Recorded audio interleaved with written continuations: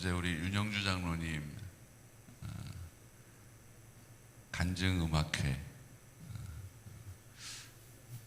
그냥 멋있게 노래 찬양 이렇게 부르실 줄 알았는데 저는 그렇게 그 원색적인 복음을, 이 시대가 참 어떤 시대입니까?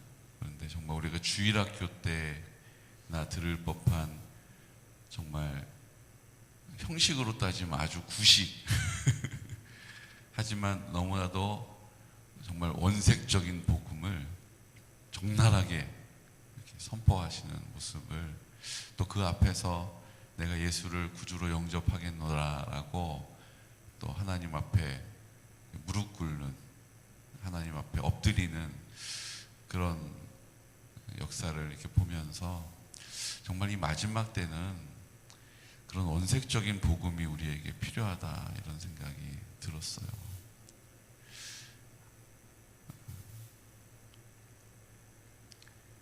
복음이 우리에게 필요해요, 정말. 그래서 요즘 나오는 책들 보면 다시 복음으로, 이렇게 복음이 지금 이 땅에 없는 게 아니잖아요. 그 복음 때문에 이 땅에 3만 개가 넘는 교회들이 세워졌어요.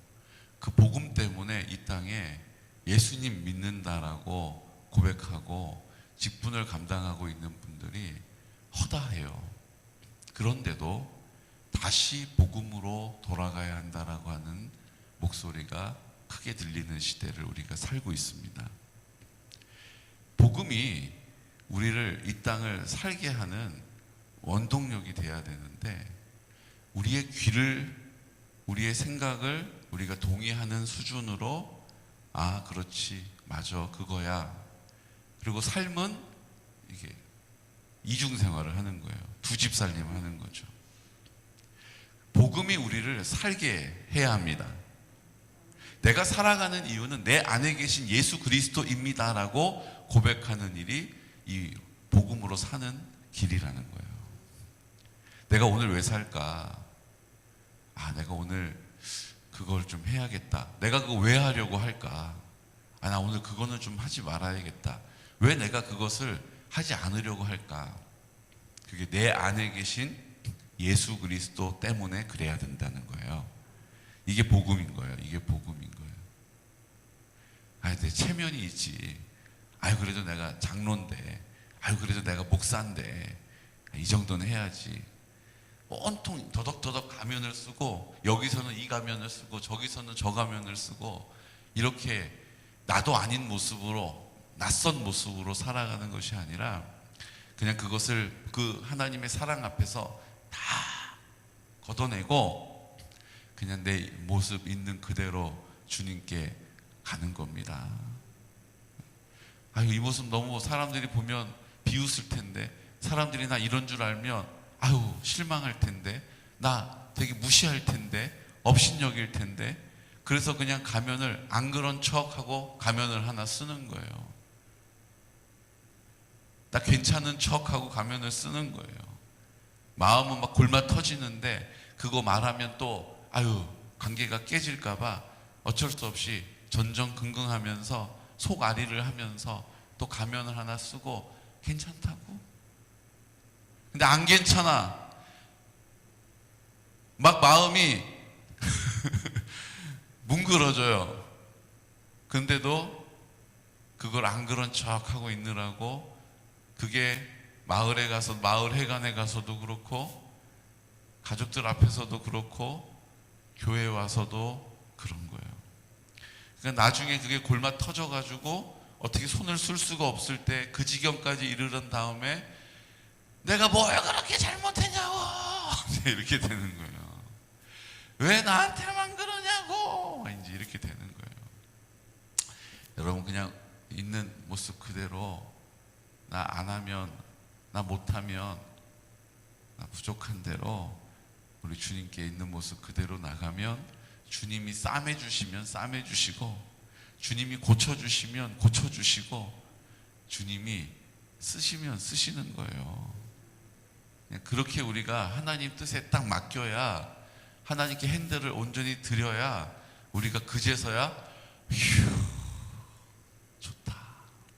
이제 살 것 같다. 이렇게 되는 거 아니겠어요? 근데 이거를 그냥 주님 운전하시라고 그래놓고 옆에서 계속 뭐라 그래요? 좀 왼쪽으로 더 가면 좋겠는데 막 이제 이러고 있는 거잖아요. 우리가 좀 이번에는 왼쪽으로, 지난번에 왼쪽 길 갔으니까 이번에 오른쪽 길로 좀 가면 좋겠는데, 그냥 핸들을 그냥 한쪽을 붙잡고 그냥 힘을 쓰고 있는 거예요 지금. 그러니까 위험해요. 위험하다고요. 큰 길과 중간, 큰 길과 작은 길 그 사이 어디쯤에 들이받는다고요. 그렇게 하면 주님은 좁은 길을 가라 하시면서 좁은 길로 쫙 가세요. 우리는 아니 왜 좁은 길로 가시지? 이게 넓은 길 저 왼쪽인데, 오른쪽으로 가면 좁은 길인데, 왼쪽으로 가야 넓은 길인데, 이거 힘을 좀 써서 내가 왼쪽으로 가게 해야 되는데, 이러면서 이제 우리가 우리의 생각이 막 발동하고 우리의 말이 한마디가 나오고 이렇게 되는 거예요. 그런다고 사람 안 바뀌어요. 그런다고 상황도 나아질 거 하나도 없어요. 더 나빠지는 거예요. 여러분, 내가 막 힘을 써서 이리로 좀 가고 싶은데, 나 이번에 한 번만 이번에 좀 가고 싶은데, 이런 마음에서 자유하시기를 축복합니다. 안 될 것 같은데 그냥 그 자리에 힘을 빼고 있으면 주님이 그 좁은 길을 너무나도 뭐 하세요? 자연스럽게 편안하게 가게 하십니다. 여러분, 우리가 그 삶이 기적의 삶이요, 그 삶이 은혜의 통로가 되는 거예요. 내가 살지 않고 주가 나로 사시는 거예요. 저는 어제 그 서정주 시인, 한 송이 국화꽃을 피우기 위하여 봄부터 소쪽 새는 그렇게 울었나 보다. 얼마나 아름다운 시입니까? 그런데 그 서정주 시인이, 제가 불도의 깊이, 불자라는 건 알고 있었는데 회심했다는 얘기는 어제 들었어요. 그것도 우리 윤영주 장로님 통해서 그런 이야기의 스토리를 듣게 돼서 참 좋더라고요. 그 어마어마한, 정말 한국 그 역사의 문학의 한 획을 그은 그 어마어마한 분이 동국대에서 재직하시면서 정말 이렇게 많은 사람들을 불교로 귀의하게 하는 어마어마한 역할을 한 큰 스승으로 그렇게 계시다가 느지막하게 주님의 부름 앞에서 예수 그리스도를 구주로 영접하고 내 죄의 문제가 해결됐다 이렇게 선포하고, 그리고 그 걸어왔던 그 불도의 길을 다 뒤로 하고 예수 그리스도를 영접했다라는 사실, 이 대단한 사실이에요. 여러분, 이 지성인들은요, 그 지성에 갇혀 살아요. 이걸 뚫고 나올 수가 없어요. 이게 다인 것 같거든요. 이걸 놓치는 순간 내 자체가 다, 이렇게 내 존재 자체가 부정당하는 느낌을 받는다고 해요. 그러니까 그 길을 가다가 이거 아닌 거 알아도 그냥 모르겠어, 이제 여기까지 왔는데 어떻게 돌아가, 그리고 그 길을 가는 거예요. 근데 그것보다 더 자기의 영혼의 문제에 갈급했던 그 서정주 시인은 어떻게 해요? 그제서야 그 문제를 해결하고, 어제 그 비유를 제가 듣고 얼마나 맞다 그러고 동의를 했는지 몰라요. 마치 물에 빠져서 이제 구원받지 못하면, 건짐을 받지 못하면 죽어갈 사람이 자기 머리카락을 자기가 움켜쥐고 막 끌어올리면서 내가 구원받겠다라고 이야기하는 그 인생을 살아왔다라는 거죠. 나는 물에 빠져 죽어가고 있으면서 내 머리카락을 움켜쥐고 막 끌어올리면 내가 구원받을 거라는, 건짐을 받을 거라는 기대를 가지고 이리저리 그냥 수고하고 그것을 붙잡고 있었다는 거잖아요. 근데 이제 알게 된 거예요. 내가 나를 붙잡고 끌어당긴다고 내가 그 물에 빠진 내가 건짐을 받는 것이 아니라, 누군가 내 머리카락을 잡고 끌어올려줘야 구원을 받는 거예요. 건짐을 받는 거예요. 다시 사는 거예요. 그 누군가가 예수 그리스도이십니다. 그 누군가가 예수 그리스도이십니다. 그분이 예수님이신 거예요. 여러분, 얼마나 참 정말 능력 있는 고백입니까 이게. 내 머리카락을 내가 막 움켜쥐고 평생을 내가 건진받고 싶다, 내가 구원받고 싶다, 죄의 문제에서 자유하고 싶다, 죽음에 대하여 담대하고 싶다, 막 이렇게 살아왔는데 아무것도 아닌 거였던 거예요. 근데 드디어 예수님이 나를 구원하시고 나를 건져주신다는 것을 알게 되면서 담대하게 되었다는 거. 여러분, 이게 얼마나 그 원색적인 복음입니까? 예수 그리스도만이 생명이십니다. 예수 그리스도만이 유일한 구원의 이름입니다. 예수 그리스도만이 우리를 사랑하시는 거예요. 이 땅의 나머지 모든 것들은 그 부모님의 사랑, 그 배우자의 사랑, 그 자녀의 사랑은 다 그 예수님의 사랑을 이 땅 가운데 우리에게 보게 하시려고, 아, 이런 건가? 깨닫게 하시려고, 느끼게 하시려고, 듣게 하시려고, 그 사랑을 향하게 하시려고 우리에게 보여주시는 뭐예요? 시청각. 시청각. 숙련된 조교. 이렇게 하는 거예요 라고 우리에게 본을 보여주시는 거예요. 근데 그것을 내가 훈련하지 않으면 그렇게 할 수가 없어요. 군대에서도 그래요. 조교 앞으로. 그럼 조교가 탁 나와요. 그러면 이제 시범. 그러면 조교가 탁 이렇게 시범을 보여요. 아, 저렇게 하는 거구나. 알았다. 그런다고 내가 그렇게 할 수 있는 능력이 생기는 게 아니에요. 그 자리에 서서 그 일을 이렇게도 해보고 저렇게도 해보고 훈련을 해야 그 자리에 설 수 있는 거예요. 우리에게 그 사랑을 본보여 주신 그 부모님의 사랑, 그냥 부모가 된다고 나도 그렇게 할 수 있는 게 아니에요. 하나님의 사랑 안에서 이렇게 순종해 볼 때, 아, 내 힘으로는 사랑할 수 없구나 라는 것을 알게 되고, 그때 하나님의 사랑을 구하게 되고, 그 하나님의 사랑이 채워져서 나도 그렇게 사랑할 수 있게 되는 거예요. 여러분, 한번 잘 생각해 보십시오. 우리 부모님의 사랑을 우리가 흠뻑 받고, 그래서 어버이날 그냥 편지를 쓰고 어버이 노래 부르면서 군대 가서 어머니 노래 부르면서 막 하염없이 울고 막 그러거든요. 그런데 그렇게 한다고 해서 나도 그런 사랑을 베푸는 게 아니에요. 그 부모님의 사랑이 완벽했기 때문에 내가 나를 감동하는 게 아니에요.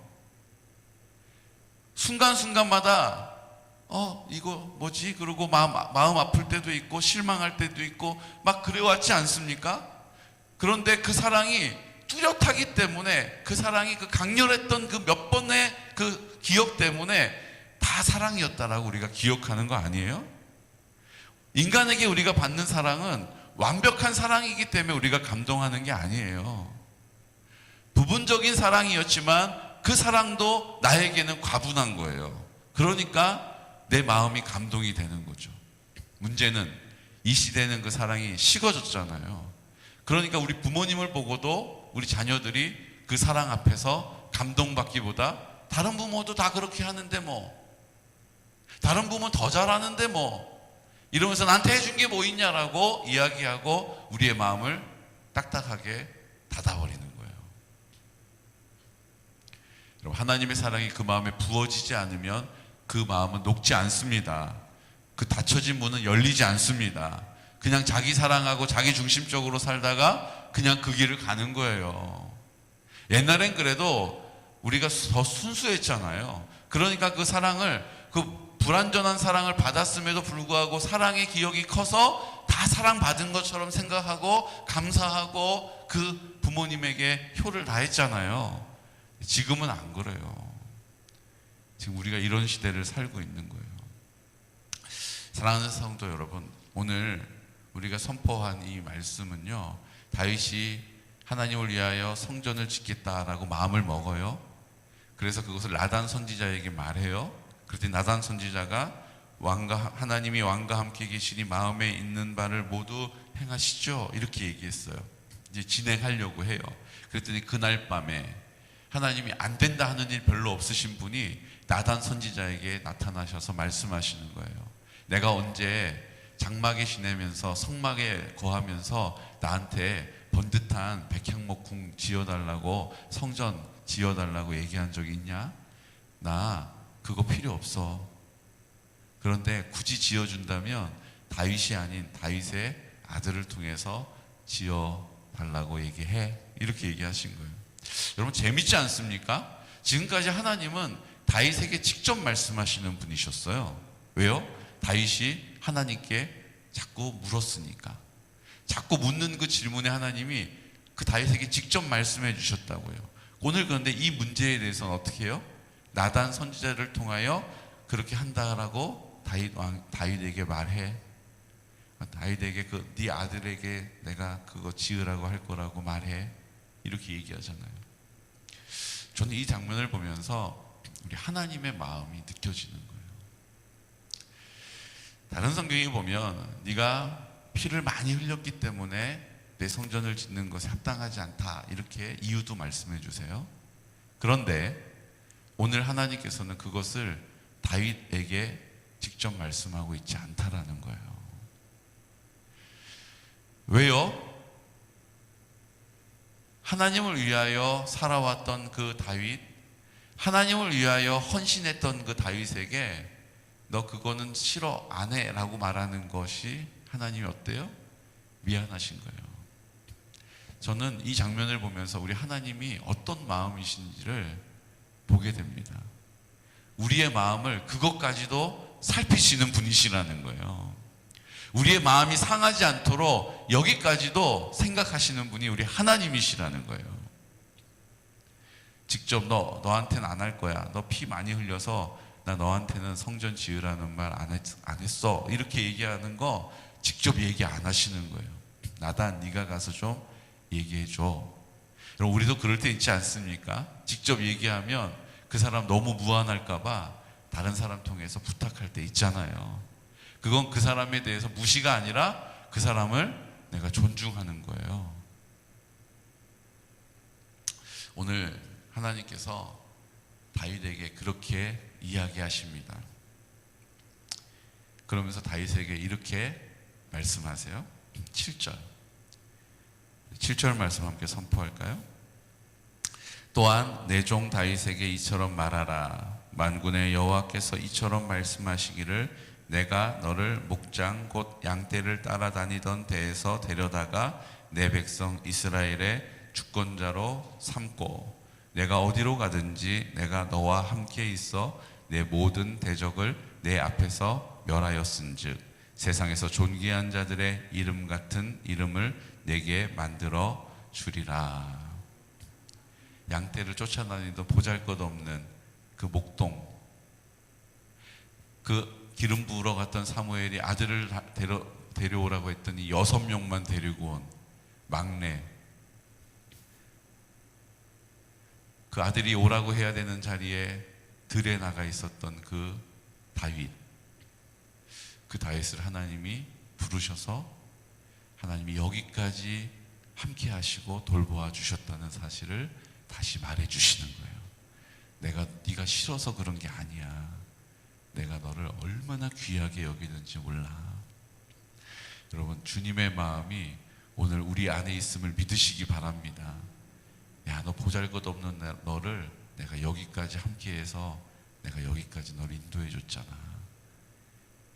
근데 네가 지금 바라는 그거는 네 아들을 통해서 할게. 여러분 거절하시는데 이렇게까지 완곡하게 거절을 하고 계시는 거예요. 왜? 우리의 마음이 상할까 봐. 우리의 마음을 헤아려 주고 계시는 거예요.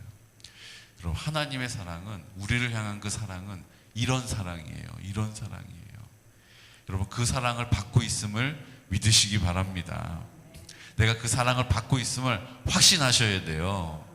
왜 이렇게 되었나? 왜 이렇게 되고 있는가? 의심하는 게 아니라, 답답해하는 것이 아니라, 속상해하는 것이 아니라, 안타까워하는 것이 아니라 그 사랑에 확신하시는 믿음의 사람 되시기를 축복합니다. 만나게 하신 이 사람이 나를 사랑하시는 그 하나님의 뜻 안에서 만난 그 만남이다 라고 하는 것을 신뢰하고, 나를 인도하시는 그 하나님께서 여기까지 내 걸음을 인도해 오셨다라는 사실을 신뢰하고 그 믿음의 자리에 서서 내 연약함을 보지 않고 하나님 앞에 입술을 열어 구하는 것입니다. 그냥 이런 연약한 나를 하나님이 써주셔서 감사합니다가 아니라 그 하나님의 마음으로 이 땅을 사는 거예요. 하나님의 마음으로 이 땅을 사는 게 뭡니까? 하나님 앞에 담대한 거예요. 하나님 앞에 당당한 거예요. 그리고 하나님의 뜻을 위하여 기도하는 거예요. 하나님, 저를 통하여 그 일을 해주십시오. 하나님, 저를 통하여 하나님 나라를 이루어 주십시오. 제가 부족한데 하나님 앞에 쓰임받고 부름받고 여기까지 왔는데 하나님, 제 한계 안에서 머뭇거리지 않게 해주시고 이 상황을 돌파하게 해주십시오라고 담대하게 입을 열어 선포하는 거예요.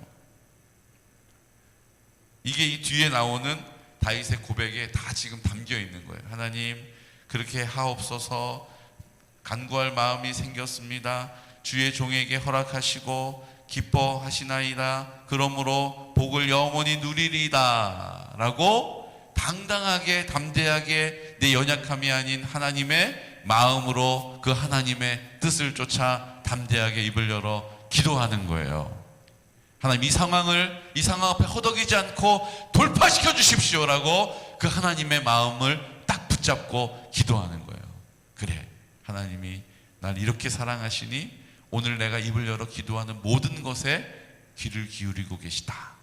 이 담대한 믿음의 선포를 가지고 하나님 앞에 다시 한번 입술을 여는, 다시 한번 그 연약한 나를 여기까지 인도하셨던 거 하나님을 기억하고 이제 나를 통하여 이루어 가실 그 하나님의 나라를 소망하면서 우리가 담대하게 입을 열어 기도하는 믿음의 사람 되시기를 예수 그리스도 이름으로 축복합니다. 이 시간 다 같이 기도드릴 때, 주님, 오늘 다윗이 하나님을 위하여 성전을 짓겠습니다 라고 선포했을 때 많은 사람들은 다 동의하고 나단 선지자로 그 마음의 소원대로 그 뜻대로 행하라고 말하였으나 하나님은 그 밤 나단 선지자에게 말씀하십니다. 내가 다윗을 통하여 그 성전, 내가 언제 성전을 나에게 지으라고 말한 적이 없다라고 말씀하시면서 그 다윗의 그 소원을 완곡하게 거절하고 계십니다. 주님은 다윗의 마음을 헤아리고 계십니다. 다윗의 마음을 살피고 계십니다. 그리고 내가 너를 목동 시절부터 내가 여기까지 함께하며 인도해 왔다라고 말씀하시면서 하나님, 우리가 초라한 모습으로 위축된 모습이 아니라 담대하게 나와 함께 그 뜻을 이루어 갈 것이다 라고 약속해 주십니다. 오늘 우리도 연약한 모습으로 주님께 부름받아서 자격 없는 모습으로 여기까지 왔으나 주님께서 오늘 우리에게 약속하고 계십니다. 내가 너를 통하여 이룰 것이다. 내가 너를 통하여 나타낼 것이다. 오늘 주님 아버지 앞에 순종함으로, 주님, 나를 통하여 그렇게 행하여 주옵소서. 주님, 나를 통하여 그 뜻 이루어질지어다라고 담대하게 입을 열어 지금 상황을 보지 않고 문제를 향하지 않고 주님의 약속을 붙잡고 다시 한번 복음으로 새롭게 선포할 수 있는 담대한 믿음의 선포가 우리 안에 있기를 원합니다. 그 믿음의 선포를 가지고 환우를 위하여 기도합니다. 주님, 선교한 다음 세대를 위하여 기도합니다. 우리 어르신들 주님 담대하게 하시고 평안케 하여 주시기를 기도합니다. 주님, 실버처치를 통하여 구원하여 주시고 이제 이 일들을 우리 공동체를 통하여 나타내시기에 부족함이 없도록 주님, 이번 사무연회를 통하여 하나님의 지혜로 결정하며 하나님의 지혜로 완성할 수 있는 은혜가 있게 하여 주옵소서. 이번 영화 관람을 통하여 성령님 위로하여 주시고 또 새롭게 하시고 새 힘을 허락하여 주옵소서. 이 시간 우리 나사렛 예수 그리스도 이름으로 선포하면서 성령님 우리와 함께 하여 주심을 나타내 주옵소서. 예수 그리스도 이름으로 기도드리겠습니다. 주여, 주여, 주여.